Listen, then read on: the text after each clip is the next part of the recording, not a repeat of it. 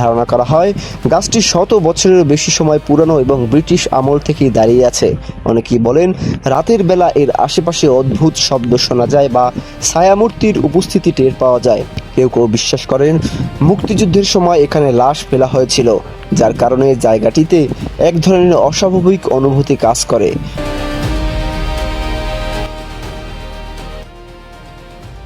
সোহরাওয়ার্দী উদ্যানের ইতিহাস শুরু হয় ব্রিটিশ আমলে, যখন এই জায়গাটি রেসকোর্স ময়দান নামে পরিচিত ছিল। এটি ছিল ব্রিটিশ শাসকদের বিনোদনের কেন্দ্র, যেখানে ঘোড়দৌড় সহ বিভিন্ন আয়োজন হতো। বর্তমানে জায়গাটি স্বাধীনতা জাদুঘর নামে অভিহিত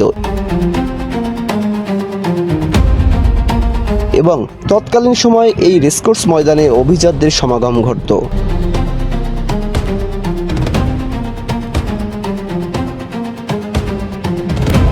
খোলা মাঠ, ছায়াঘেরা পুরনো গাছ আর নিরিবিলি পরিবেশের কারণে জায়গাটি ছিল আলাদা আকর্ষণীয়।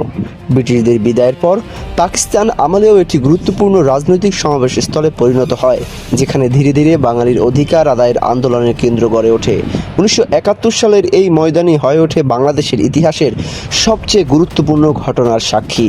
7 মার্চ এখানে লাখো মানুষের সামনে বঙ্গবন্ধু শেখ মুজিবুর রহমান তার ঐতিহাসিক ভাষণ দেন, যা স্বাধীনতার আন্দোলনকে চূড়ান্ত রূপ দেয়। মুক্তিযুদ্ধের সময় এলাকাটিতে নির্যাতন ও সহিংসতার নানা ঘটনা ঘটে বলে প্রচলিত আছে। অবশেষে 16 ডিসেম্বর এই স্থানেই পাকিস্তানি বাহিনী আত্মসমর্পণ করে এবং বিশ্বের মানচিত্রে জন্ম নেয় স্বাধীন বাংলাদেশে। তাই এই উদ্যান শুধু একটি স্থান নয়, বরং একটি জাতির জন্মের প্রতীক। তবে এই উদ্যানটি এখন আর রেসকোর্স ময়দান হিসেবে নেই, এর নামকরণ হয়েছে সোহরাওয়ার্দী উদ্যান।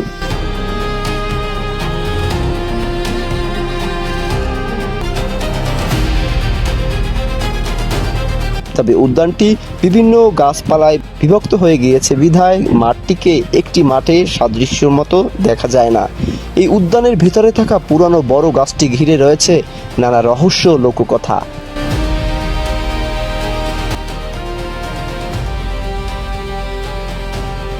ধারণা করা হয় গাছটি শত বছরেরও বেশি সময় পুরানো এবং ব্রিটিশ আমল থেকেই দাঁড়িয়ে আছে।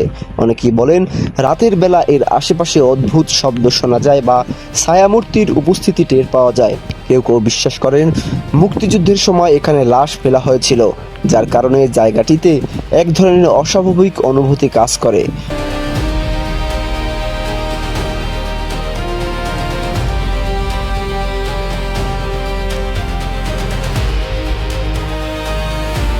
যদিও এসবের কোনো বৈজ্ঞানিক প্রমাণ নেই, তবুও গাছটি আজও মানুষের কাছে এক নীরব রহস্য হয়ে দাঁড়িয়ে আছে।